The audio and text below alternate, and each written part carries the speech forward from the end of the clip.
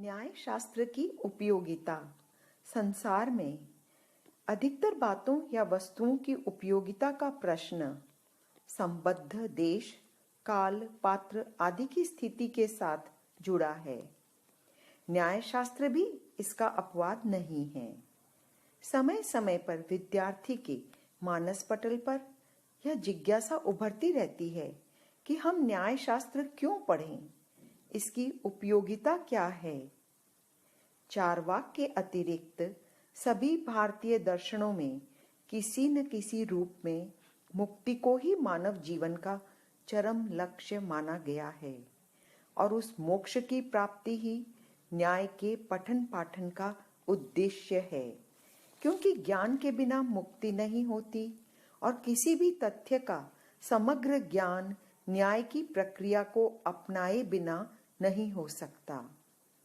न्याय को अन्य शास्त्रों का दीपक भी बतलाया गया है, क्योंकि उनके रहस्यों का पता लगाने के लिए और संभावित विकल्पों में से सर्वाधिक समर्थ विकल्प का निश्चय करने के लिए बौद्धिक ऊहापोह की आवश्यकता पड़ती है।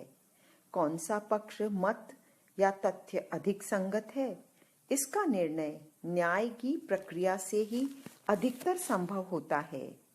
जो लोग श्रद्धा, विश्वास या आप्त वचनों के आधार पर चलते हैं, उनके लिए तर्क भले ही उपयोगी न हो, पर जीवन एवं जगत के अधिकतर क्रियाकलापों का आधार तो कर्ता का विवेक ही है और विवेक का सबसे बड़ा विश्लेषक न्याय शास्त्र है।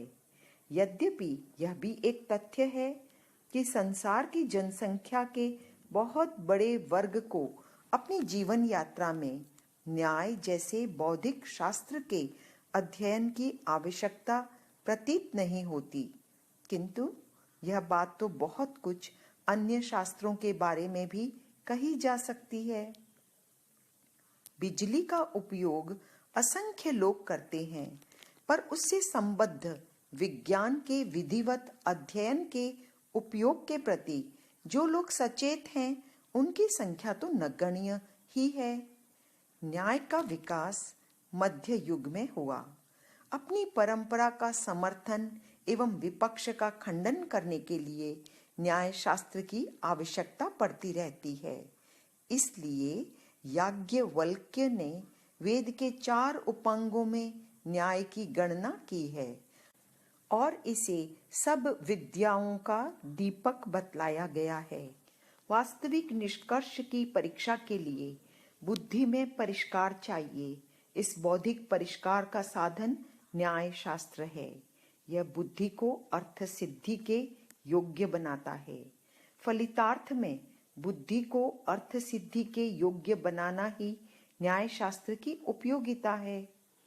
न्याय का आधार संशय है। यदि कोई विषय निर्णीत है या अस्तित्व में ही नहीं है, तो वहां न्याय की आवश्यकता नहीं पड़ती, किंतु जहां किसी वस्तु या समस्या का अस्तित्व हो पर उसका निर्णय न हो रहा हो, वहीं न्याय की आवश्यकता या सहायता अपेक्षित होती है। स्पष्ट है कि ऐसे अवसर आम लोगों के जीवन से लेकर महान शास्त्रों के विश्लेषण तक सभी जगह उपस्थित होते रहते हैं।